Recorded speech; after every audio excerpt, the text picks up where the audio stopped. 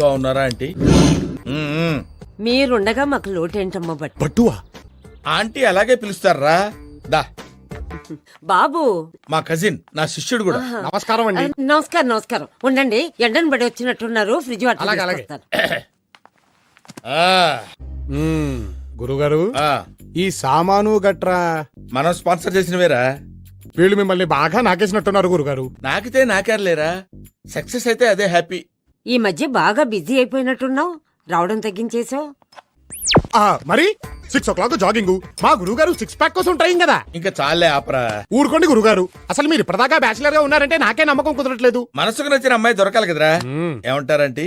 అవునమ్మా, పాప నీకు వయసు కూడా అయిపోతుంది.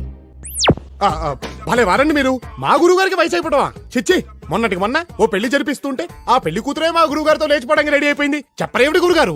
ఏం చెప్తావురా, ప్రతి పెళ్లిలో కామన్ గా జరిగేదే కదా.